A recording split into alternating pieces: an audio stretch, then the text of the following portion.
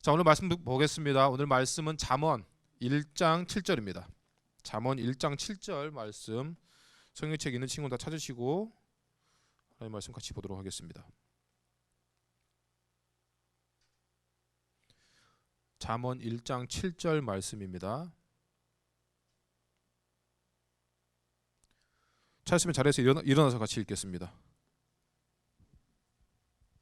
잠언 1장 7절 말씀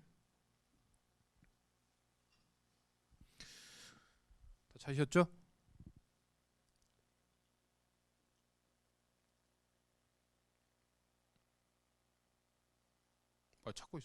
찾고 있나? 좀만 기다려 봅시다. 잠언 1장 7절. 네. 한 목소리 읽겠습니다. 여호와 시작. 여호와를 경외하는 것이 지식의 근본이거늘 미련한 자는 지혜와 훈계를 멸시하느니라. 아멘. 앉겠습니다. 인사할 때 우리 샬롬하고 인사할 때 하나님의 은혜와 평강이 당신에게 넘치기를 원합니다 라고 마음을 담아서 샬롬하고 인사하겠습니다. 인사할 때 샬롬 시작. 샬롬 인사하겠습니다. 하나님의 은혜와 평강이 당신에게 또 공부에 스트레스가 있을지라도 넘치기를 원합니다. 오늘 말씀은 성적과 예배인데요. 원래 이제 어제 미리 부탁한 친구가 있는데 지금 이 사연이 지금 고3 친구의 사연이거든요. 그래서 지금 우리가 예배 가운데 나온 친구 중에 선혜밖에 지금 고3이 없는데 이거 좀 대신 읽어줄 수 있나요? 잘 글씨를 못 읽는다고? 발음이 안 좋아. 목사님 읽겠습니다. 잠깐 그 전에 하나만 좀 설명 좀 하나만 체크 좀 합시다. 박성웅 선생님 한 명, 저 한 명 혹시 지금 네이버 밴드에 들어가 있는 선생님 계시나요? 안 들어가 계시고 선생님 지금 보고 계세요? 지금 보고 계신 선생님 둘, 셋. 그러면 지금 온라인으로 9명인데 3분 빼면 6명이 들어가 있다. 지금 온라인으로 보고 있다는 거네요. 오케이. 서연이는 샬롬 했고 나머지 친구도 예배 누가 드리고 있는지 다시 한번 체크해 주시고 목사님이 주중에 전화할 때나 온라인 예배 드리고 있다는 친구들을 들으면 답을 안 달면 예배 안 드린 겁니다. 그리고 간혹 솔직하게 얘기해 준 친구가 있는데 누워서 예배 드리거나 그냥 자다가 눈 떠가지고 잠깐 보거나 그건 예배가 아닙니다. 솔직하게 얘기하면 그건 온라인 예배 안 드린 거예요. 꼭 준비를 다 하시고 예배를 드릴 때 최소한 댓글로라도 답을 주셔야 예배를 드린 걸로 체크하겠습니다. 갑자기 또 11명이 됐는데 안 들어오는 사람 또 갑자기 들어왔어요? 지금 뭐 여기 이 자리에 들어온 사람 없지? 이거 봐. 지금 11시 반인데 지금 들어온 친구도 있단 말이야. 이거는 온라인 예배를 제대로 못 드린 겁니다. 시간은 11시부터 들어와야죠. 그러니까 못 온다는 걸 일단 가정하고 나서. 그래서 다시 한번 말씀드리지만 온라인 예배 드릴 수 있어요. 하지만 답을 주시고 내가 온라인 예배를 성실하게 드리고 있다는 거를 아멘이든 샬롬이든 표시를 해달라는 거죠. 그러면 난 드렸습니다라고 얘기하는 거 어떻게 믿을 수가 없다는 겁니다. 뭐 못 믿겠다는 게 아니라 그런 거를 체크를 계속해서 상호작용이 있어야 된다는 거죠. 그래야 예배를 드리고 있구나 할 수 있으니까. 아셨죠? 자, 목사님 좀 읽어드리겠습니다. 저는 수능을 앞둔 고3 수험생입니다. 제가 다니는 학원에서는 방학이나 시험 기간이면 을에 일요일 보충 수업을 진행합니다.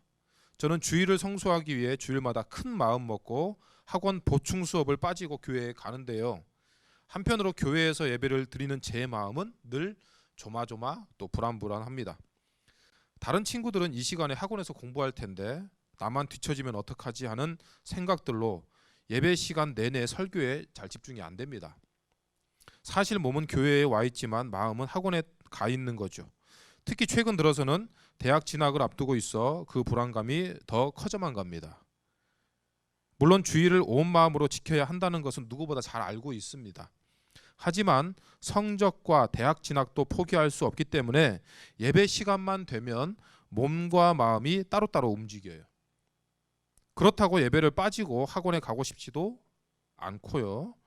성적과 예배 두 마리의 토끼를 다 잡고 싶은데 욕심일까요? 정말 어떻게 해야 할까요? 여러분 좀 공감이 되십니까? 대답이 혼자 떠도 공감이 좀 돼요? 어때요?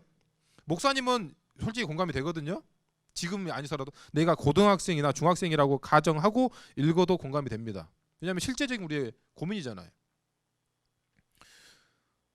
뭐 남 얘기를 해서 좀 그렇지만 예전 교회에서 고등학교 2학년 때 학생 회장이었어요. 저희 청소년부 회장이었습니다. 고3이 되니까 엄마 손잡고 와서 저한테 그때 전도사님이었습니다. 그때 전도사였습니다. 전도사님, 저희 이 친구가 내년에 이제 고3입니다. 뭔 말 하려고 왔지? 그래서 뭐 아시죠? 뭘 알아요? 공부해야 되니까 교회 내년에 1년 쉬겠다는 겁니다. 주일날 안 나오겠다는 거죠. 뭐 마찬가지로 예배도 교회 보충 수업도 있고 학원도 가야 되고 주일날이 더 바쁘다는 거지. 아시잖아요. 주일날 학원이 뭐 보충 수업 뭐 더 바쁘잖아. 그래서 안 나오겠다는 거. 그냥 딱 못 박는 거야. 안 나오겠다 1년 동안. 아니 그래도 작년에 회장했던 친구인데 예배를 안 나오겠다고 하니 제가 뭐 해줄 수 있는 게 없잖아요. 알았다고 그냥. 뭐 제가 나오라고 해서 나올 수 있는 사람도 아니고. 그게 우리 현실이라는 거, 솔직히 얘기하면. 제가 10년, 그러니까 처음에만 아동부만 4년 했고 나머지 한 10년 넘게 청소년부만 계속 하고 있는데 저희 교회는 아직 제가 아직 온 지 얼마 안 됐으니까 그래도 우리 고3이 앉아 있다는 것만으로도 저는 감사한데 대부분의 교회는 고3이 안 나오는 걸 너무 당연하게 생각한다는 거죠. 그리고 시험 때는 교회 안 나가도 된다를 너무나 당연하게 생각합니다. 그러면 여러분들이 공부할 때 내가 시험 볼 때 뭐라고 기도를 하시는지는 또 궁금하다는 거죠. 하나님, 제가 이 공부를 할 때 시험을 칠 때 여러분 하나님께 뭐라고 공부해요? 아니 뭐라고 기도를 하시나요? 내가 주일날 예배도 안 나가면서 저는 그게 궁금하다는 거지. 솔직히 얘기하면 그동안 여러분들이 신앙생활했던 그런 부분들이 어찌 보면 고3 때 판가름이 납니다. 그래서 고3 때 당연히 공부도 해야 되지만 그때 오늘 이 고백처럼 예배를 포기한다는 거는 그동안의 내 신앙 자체가 그냥 모래 위에 지은 불안불안한 신앙이었다는 것을 그냥 보여주는 증거입니다. 그게. 대학교 때 나오겠다고요? 솔직히 얘기하면 그 친구 대학교 때 안 나왔습니다. 예배. 수능 끝났죠? 이번 주 나올 수 있나요? 아니요. 논술이 있잖아요. 뭐 대학교 들어갔더니 청년부 나오나요? 아니요. 뭐 공부해야 되죠. 뭐 알바해야 되죠. 대학교 가면 또 알바도 하고 뭐 더 바쁘거든. 안 됩니다. 목사님이 경험상으로 그랬다는 거죠. 물론 우리나라 수능이 모든 공부가 수능에 맞춰져 있습니다. 우리는 잘 모르겠지만 저 강남에 있는 친구들은 목사님이 이제 강남에서 이제 교사했던 분도 알고 있는데 거기는 유치원 때부터 선행학습을 시작한대. 야, 무슨 유치원 때부터 공부를 하냐? 6년, 초등학교 6년, 중학교 3년, 고등학교 3년 동안 어디에 다 초점이 맞춰져 있냐면 수능에 초점이 맞춰져 있는 거죠. 그만큼 수능이 중요한 시험이라는 것은 부정할 수 없는 사실입니다. 게다가 수능은 전 세계 어디에 내놔도 정말 어려운 시험 중에 한 가지죠. 유튜브 보시면 뭐 외국에서 공부 좀 한다는 사람이 우리나라 수능을 풀어보면서 이게 사람 풀라고 하는 시험이냐 경악하는 그런 장면도 나옵니다. 그만큼 어렵습니다. 게다가 우리나라는 수능날이 되면 경찰, 뭐 택시, 오토바이, 수험생을 이동시키는데 다 동원됩니다. 게다가 그 시험을 위해서 비행기 착륙하는 시간까지 조정하는 나라는 우리밖에 없습니다. 그만큼 중요한 시험이라는 것은 부정할 수 없다는 거죠. 때문에 그 시험을 생각할 때 좀 중압감, 그 무게감을 느낄 수밖에 없다는 것은 당연한 겁니다. 그건 당연한 사실이죠. 그러나 분명한 것은 우리가 과도한 불안감과 걱정은 하나님께로부터 온 것이 아니라는 겁니다. 베드로전서 5장 7절에 뭐라고 나왔어요? 너희 염려를 다 주께 맡기라. 이는 그가 너희를 돌보심이라. 아멘. 잘 아시는 말씀이죠. 너희 염려를 다 주께 맡기라. 왜? 주님께서 우리를 돌보신다. 너희 염려를 주께 맡길 때. 그런데 그 다음 5장 8절이 중요합니다. 베드로전서 5장 8절 여러분 잘 아시죠? 베드로전서 오빠라고 목사님 얘기했잖아요. 로마서 오빠는 사랑 확증의 오빠. 우리가 죄인되었을 때 그리스도께서 우리를 위하여 죽으심으로 인해 하나님께서 우리에 대한 자기의 사랑을 확증하셨느니라. 이게 로마서 오빠잖아요. 거기에 반대되는 게 배전 오빠입니다. 그게 뭐라고 나와요? 근신하라 깨어라 너희 대적 마귀가 우는 사자같이 두루 다니며 삼킬 자를 찾냐니. 그러니까 배전 오빠는 마귀 오빠, 삼킬 자를 찾는 오빠라고 몇 번 얘기를 드렸습니다. 뭐냐? 우리가 시험과 성적에 또 공부에 대해 걱정하고 염려할 때, 불안해할 때, 내가 그 불안 가운데 떨 때 이것이 마귀에게 먹힌다는 거죠. 베드로전서 5장 7절이 너희 염려를 다 주께 맡기라 이는 그가 너희를 돌보십니다. 그런데 그 우리 염려를 주님께 맡기지 못할 때 바로 뭐라고 8절에 근신하라 깨어라 너희 대적 마귀가 우는 사자같이 두루 다니며 삼킬 자를 찾나니. 어떤 자를 찾을까요? 걱정하는 사람, 불안해하는 사람, 염려하는 사람, 그런 사람을 찾아다니면서 뭐 한다고요? 삼켜 먹어버린다는 거죠. 우리는 공부해야 합니다. 그러나 더 중요한 것은 그 모든 과정을 하나님께 맡겨야 됩니다. 여러분들이 걱정하고 염려한다고 해서 여러분 성적의 점수를 1점이라도 올릴 수 없습니다. 물론 내가 주일날 가서 공부해서 성적 1점 올릴 수 있습니다라고 여러분들이 뭐 단언할 수도 있습니다. 그거를 근데 하나님께서 인정해 주시지 않고 하나님께서 도우시지 않으면 뭐라고 해요? 하나님께서 여러분들 돌보시지 않는다는 거죠. 그러면 안 믿는 친구와 뭐가 다릅니까? 그건 다른 바가 없다는 거죠. 목사님이 초등학교 6학년 때부터 사모님한테 이제 저희 시골에 새로운 이제 육지에서 새로운 사모님이 오셨는데 공부를 가르쳐 주신다고 불렀습니다. 처음에 한 게 뭐냐면 영어 단어 100개씩 한 달에 하루에 100개씩 외우는 겁니다. 아침에 써서 100개를 외우라고 딱 던져줍니다. 그래서 저녁에 9시나 8시에 오늘 다 외웠는지 시험을 치는 거죠. 그래서 보통 이제 뭐 첫날은 50개 틀립니다. 그러면 이제 50개를 그냥 보통 이제 50개면 뭐 몇 대만 때리고 말 거라고 생각했는데 50대를 다 때립니다. 엉덩이 까고 이만한 봉으로 그냥. 다음 날에 또 100개를 줍니다. 그래서 또 한 20, 30개 틀려서 또 쳐맞고. 그렇게 해서 이제 공부를 계속 가르쳐 주셨고 그렇게 공부를 하니까 엄마 아빠들은 너무 좋아하죠. 시뻘게 갖고 오는데도 막 절고 오는데도 공부 가르쳐 주신다고 감사하고. 왜냐하면 저희 시골 같은 경우는 저희는 공부를 잘 안 하거든요. 저희는 그냥 다 내놨습니다. 엄마 아빠가 다 배에 가고 뭐 평일에는 다 우리 애들끼리 놀고 있고 공부도 별로 안 하고 학원도 안 다니고 우리는 그냥 완전 놀자판이거든요. 근데 그렇게 가르쳐 주시니까 그런 부분이 처음이었고, 근데 분명하게 확실했던 건 뭐냐면 그렇게 주중에는 막 밤 12시까지 공부 가르치시고 밤에 막 철야 기도도 시키고 그랬었는데 주일은 절대 공부 안 시킵니다. 저도 똑같이 저희 아이들에게 그렇게 가르치고 있습니다. 저는 집에서 아이들을 지금 홈스쿨링 하고 있고 집에서 공부를 가르치고 시간을 정해서 아이들한테 공부를 가르치고 있지만 주일은 절대 공부를 하지 않게 합니다. 그리고 네 마음대로 놀라고 하는 거죠. 그리고 주일날 또 가정 예배를 드립니다. 왜 그러냐면 하나님의 말씀을 믿기 때문이죠. 내가 하나님께 맡길 때 하나님께서 나를 책임져 주실 거라는 걸 믿었고 실제로 내가 삶 가운데 그렇게 했던 걸 경험했고 우리 아이들도 하나님께서 그렇게 해주시면 믿기 때문에 하나님께 맡기는 겁니다. 외국 회사랑 자꾸 이제 외국 회사하고 자꾸 외국 회사 업무를 같이 하는 가까운 분의 얘기를 좀 들은 적이 있어요. 우리나라하고 외국 회사에 좀 다른 점이 있답니다. 물론 부러운 점 중에 한 가지는 우리는 한참 바쁠 때인데 얘네들은 뭐 휴가 간다, 벌써 퇴근했다, 뭐 며칠씩 뭐 어디 놀러 간다, 뭐 어디 이렇게 막 그렇게 해서 연락이 안 될 때가 많대요. 답답하다는 겁니다. 우리나라는 뭔가 업무를 할 때 요 정도 딱 기회 있으면 야근을 해서라도 딱 끝내놔야 되잖아요. 근데 외국 회사들은 뭔가 막 느긋느긋하게 일을 하니까 답답하다는 거죠. 그런데 큰 차이점 중에 한 가지는 얘도 그랬습니다. 마침 제가 말해주는 이 친구도 그랬는데 자기는 회사에 가서 어떨 때는 하루 종일 검색만 하고 놀고 온대요. 업무가 없을 때니까. 그러다가 저녁에 갑자기 일 줘가지고 야근할 때도 있고. 그러니까 무슨 얘기? 한국과 외국 회사에 물론 다른 회사는 다를 수도 있지만 이 친구가 말한 거에 차이점 뭐냐면 우리나라는 업무 시간에도 딴짓을 많이 하고 뭔가 잡일을 많이 합니다. 업무와 관련 없는 일도. 그런데 외국 회사는 딱 내가 업무와 관련됐다고 하면 이 친구들은 스마트폰도 보지 않고 연락이 잘 안 될 정도로 스마트폰도 보지 않고 업무에 집중합니다. 그리고 딱 끝나면 칼같이 퇴근하고 뭐 저녁이나 주말에 연락받는 거 그런 거 절대 일절 없습니다.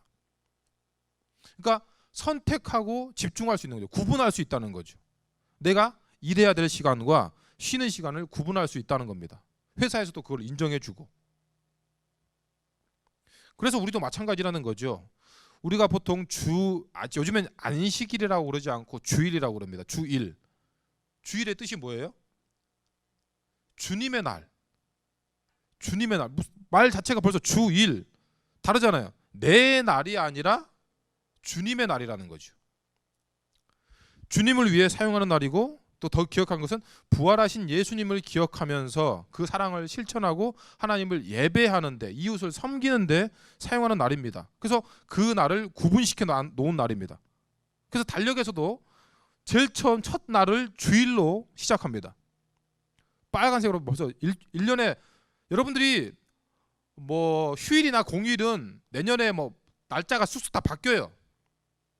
그렇죠? 뭐 3일절이나 그건 월요일이 될 수도 있고 화요일이 될 수도 있고, 뭐 주일날 낑겨서 오늘 하루 이번 올해는 하루가 없어졌네 이렇게 할 수도 있고. 그러나 주일은 딱 정해져 있습니다. 매주 첫 번째 날 1년에 52주 딱 정해져 있죠. 그래서 여러분들한테 꼭 하고 싶은 얘기 중에 한 가지는, 주일에 갑자기 무슨 일이 생겼다. 솔직히 이거는 있을 수가 없는 일이에요. 따지면 크리스천인 우리한테는 그 날짜는 변하지가 않잖아요. 월화 수목 변하지가 않잖아. 주일은 딱 주일 첫째, 둘째, 셋째, 넷째, 이번 달에 그 다음 달 주일은 딱 정해져 있잖아요. 하나님 앞에 예배하는 날은 정해져 있습니다. 물론 갑자기 특별한 일이 생길 수도 있어요. 그러나 그게 계속 반복된다는 것은 이거는 솔직히 있을 수 없는 일입니다. 여러분, 공부하는 목적이 주님께 있음을 고백하는 가장 큰 증거, 나타나는 가장 큰 증거가 뭐냐? 주일날 예배하러 나오는 겁니다. 여러분, 이웃을 섬기고 사랑하는데 주일을 사용해야 됩니다. 그러니까 주일이잖아요. 물론 쉬는 날이기도 하지만 주님을 위해 사용하는 겁니다. 그래서 가장 작은 자에게 한 것이 곧 나에게 한 것이다라는 말씀에 의지해서 작은 사람에게, 섬길 수 있는 사람에게 섬기려고 하는, 헌신하는 날, 구분시켜 놓은 날, 주님을 위해 사용하기를 원하는 날, 그날이 바로 주일이라는 거죠. 그래서 우리 입장에서는 일주일 동안 수고하신 부모님을 위해서 청소를 할 수도 있고 설거지를 할 수도 있고, 또는 뭐 가능하다면 요리를 해서, 아니 하다못해 라면이라도 끓여가지고 일주일은 짜파게티 요리사 짜파게티 끓이면 되잖아요. 부모님께 드리면 그게 내가 헌신하는 거죠. 그게 주일입니다. 그래서 목사님도 평소에도 집에서 설거지를 하거나 요리를 하지만 특히 주일 같은 경우는 더 요리를 합니다. 왜냐하면 일주일 동안 사모님이 식사 준비하고 설거지 하느라고 집안일 하느라고 수고했잖아요. 그래서 제가 주일날 예배뿐만 아니라 사모님을 섬긴다는 의미로 또 요리를 하고 설거지를 하기도 합니다. 에어컨 좀 틀어주실래요? 여기 덥냐?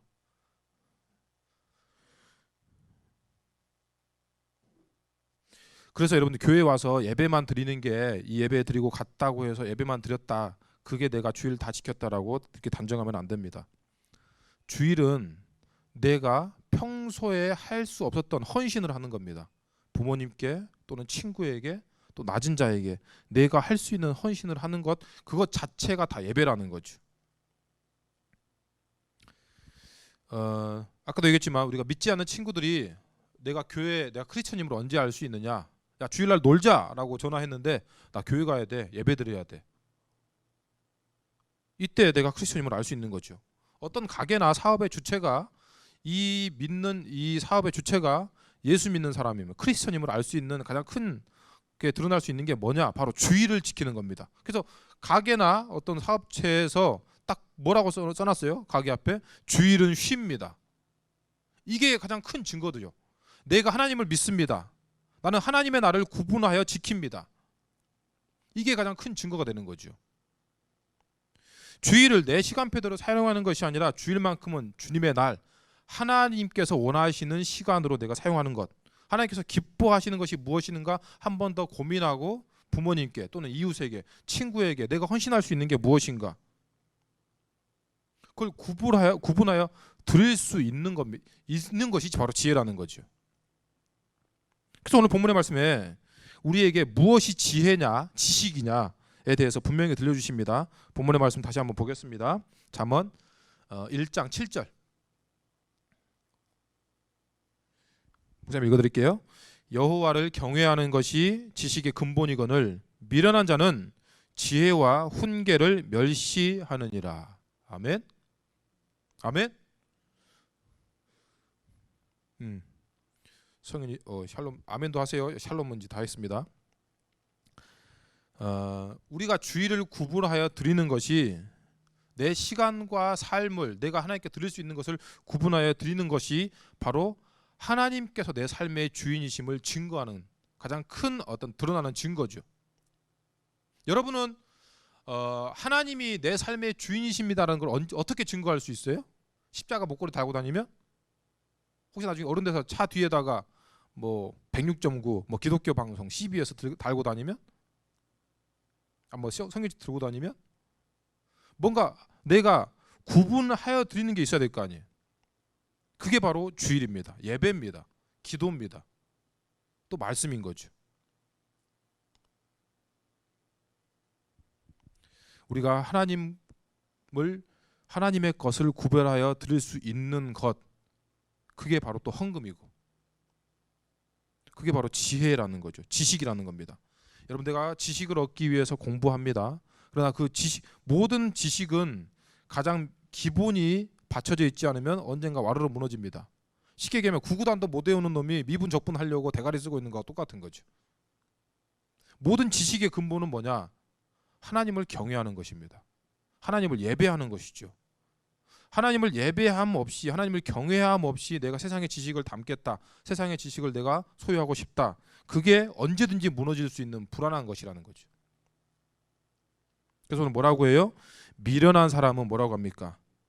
학원 공부가, 학교 공부가 예배보다 더 우선이라고 착각한다.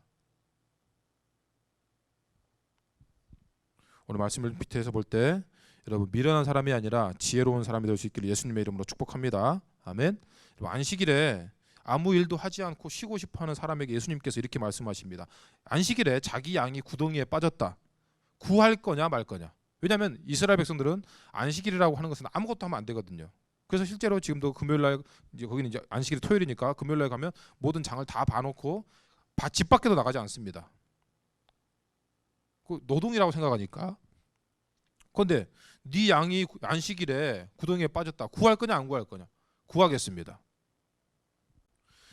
그러면서 무슨 얘기를 하냐면 안식일에 우리가 해야 될 것에 대해서 분명히 말씀하십니다. 안식일에 너는 무엇을 해야 되느냐? 예수님께서 예배를 드려라라고 얘기하지 않은 게 한 게 아니라 뭐라고 했냐면 안식일에 선을 행하는 것이 옳으니라. 여러분, 주일날 선을 행하는 게 옳습니다. 여러분, 주일날 예배하는 것이 옳은 일인지 예배하지 않고 공부하러 학원에 가는 것이 옳은 일인지는 여러분 스스로 판단해 보시길 바랍니다. 제가 여러분 다 가치관이 있고 다 다르기 때문에 학원 가지 마라고 솔직히 말씀 못 드리겠어요. 그러나 하나님 앞에 믿음으로 한번 비춰보시길 바랍니다. 내가 주일날 무엇을 하는 것이 하나님 앞에 선을 행하는 일인지. 주님은 우리가 주일날 나를 위해서 시간을 사용하지 하는 것이 아니라 선을 행하기를 원하신다는 것이죠. 그러나 우리에게 월, 화, 수, 목, 금, 토를 주셨잖아요. 이 날은 우리가 나를 위해서 시간을 사용할 수 있습니다. 그러나 하다못 딱 하루, 주일, 이날만큼은 주님을 위해서 예배하고 찬양하고 기도하고 말씀 보고 또 더 예수님 말씀대로 그대로 따지면 선을 행하는데 사용하라는 것입니다. 그게 뭐라고요? 그게 옳은 일이다. 그런데 미련한 사람은 뭐예요? 주일도 내 마음대로 사용한다. 그걸 옛날 사람들은 뭐라고 표현하냐면 날도둑놈이라고 표현했습니다. 하나님의 날도 내 시간처럼 사용하니까 그건 도둑놈이라고 표현한 거죠. 이거를 구분하지 못하면 주일도 내 시간이라고 착각하며 삽니다. 여러분, 이거를 구분하지 못하면 돈도 다 내 돈이라고 생각. 내 주머니에 있으니까 다 내 돈이라고 생각합니다. 목사님도 가끔 이제 큰 돈이 들어올 때가 있거든요. 그러면 내가 사고 싶었던 게 가끔 있거든. 뭐 예전에 사고 싶었던 거는 뭐 오토바이 큰 거 하나 사고 싶었는데, 그러면 이제 큰 거 그런 거 사고 싶잖아요. 이제 돈이 여유가 있으니까. 근데 그걸 내 돈이라고 생각하면 내가 바로 질러버립니다. 그런데 옆에서 사모님이 물어봐요. 기도해 봤냐고. 그게 뭐냐면 이 돈도 하나님의 것이기 때문에 사용처도 쓸 수 있는 것도 주인신 하나님께 물어봤냐는 거죠. 여러분들 주일날 하나님 제가 예배하러 갈까요? 제가 공부하러 갈까요? 제가 무엇을 해야 될까요? 하나님께로 물어보고 그 시간을 사용하시냐는 거죠. 원래는 평일도 마찬가지지만 특별히 주일은 더. 여러분 우리가 가진 얼마 되지 않은 건강, 시간, 또 내 어떤 결과물, 내가 잘해서 내가 가지고 있는 거다 착각하지 않기를 바랍니다. 하나님께서 여러분들이 가지신 것 중에 별것 아닌 거지만 그것 내 거라고 착각하는 순간 뭐라고요? 오늘 말씀 그대로 따지면 미련한 사람이다. 말씀 좀 정리하도록 하겠습니다. 시간이 조금 넘었는데요. 여러분 공부는 어느 정도 하면 다 비슷비슷합니다. 여러분 공부 좀 해본 친구들은 알 거예요. 뭐 저처럼 공부에 별 관심 없는 친구들은 그냥 난 사람 얘기고, 공부는 어느 정도 하면 다 비슷비슷합니다. 그런데 결국에는 공부는 멘탈 싸움입니다. 제가 목사님이 공부가 잘했던 친구들이 한순간에 무너지는 경우를 개인적으로나 또는 상담의 현장에서 봅니다. 저는 그런 친구들을 여의도에서 많이 봤거든요. 여의도는 다 어떤 공부의 어떤 그 뭐라 그러죠? 레벨이 좀 다릅니다. 부모님께서 어떤 그 하는 부분도 좀 다르고요. 그런데 그 친구들이 한순간에 와르르 무너진 걸 봅니다. 학교를 때려치거나 아니면 뭐 멘탈이 나가가지고 정신이 완전 뭐 쏙 빠져버리는 그런 경우를 가끔 보는데, 이게 왜 그러냐면 우리가 공부에 대한 과도한 걱정과 불안, 염려 때문에 이게 순간적으로 어느 정도 이렇게 끈을 잡고 있다가 내가 도저히 이거를 견딜 수 없는, 그러니까 과도한 불안과 걱정이 내 삶 가운데 덮친데 계속 덮치면 어느 순간 멘탈이 무너지는 거죠. 중학교 때까지 전교 1등 했던 친구가 전교 1등만 모아놓은 고등학교에 갔더니 멘탈이 무너져. 그건 너무나 많잖아요. 전교에서 1등 했던 고등학생이 전교에서 1등 했던 친구들만 모아놓은 서울대에 갔더니 멘탈이 무너져. 여러분 경쟁 속에서 과도한 불안감만 커지고 그 불안 속에서 공부를 하고 있다면 여러분들이 아무리 오랫동안 의자에 앉아 있다고 하더라도 그 공부가 제대로 될 수가 없습니다. 오늘 이 친구가 뭐라고 하냐면 예배 가운데 나와도 공부할 때에도 불안하고, 뭐 또 특히 마지막에 뭐라고 하냐면 2마리 토끼를 다 잡고 싶은데 욕심일까요? 이렇게 얘기합니다.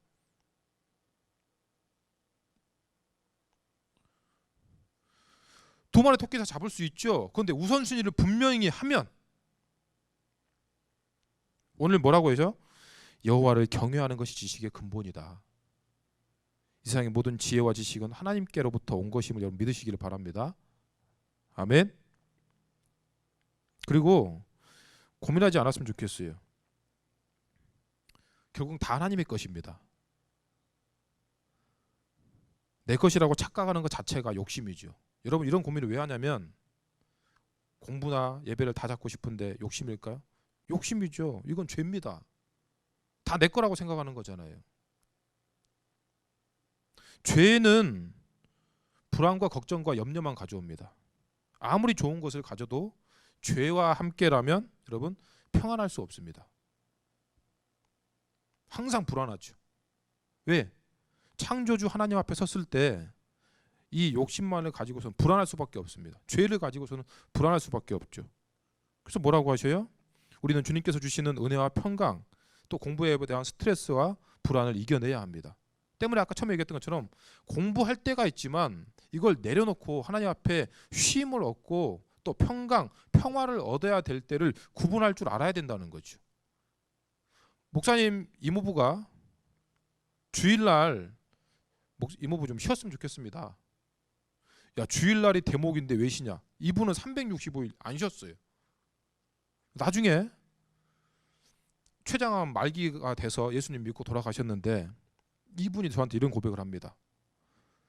주일날 쉬었어야 되는데 쉬었어야 되는데 네가 했던 얘기를 내가 좀만 더 빨리 들었더라면, 이게 그걸 내가 깨닫고 날 때는 늦을 수도 있다는 거죠. 물론 여러분들이 지금 공부를 해야 될 시기인 건 분명합니다. 그러나 주일날 예배까지 포기하면서 공부를 하는 거는 그거는 잘못된 것이라는 거죠. 예수님께서 우리에게 뭐라고 하십니까? 수고하고 무거운 짐진 자들아 다 내게로 오라 내가 너희를 쉬게 하리라. 아멘. 여러분, 공부할 때 내가 이 공부를 하면서도 불안한 친구들이 있습니다. 특히 성적이 잘 나오는 친구들. 이거를 하면 내려놔야 돼요. 하나님, 제가 공부할 때 불안합니다. 염려가 됩니다. 또 예배를 가야 될지 학원을 가야 될지 이것조차도 고민됩니다. 하나님 어떻게 할까? 물어봐야죠. 그럼 하나님 앞에. 왜 그걸 나 혼자 끙끙 앓고 있으면서 나중에 혼자 멘붕에 빠져가지고 교회를 나가네 마네, 혼자 뭐 하나님을 오해하고 왜 그러냐는 거죠.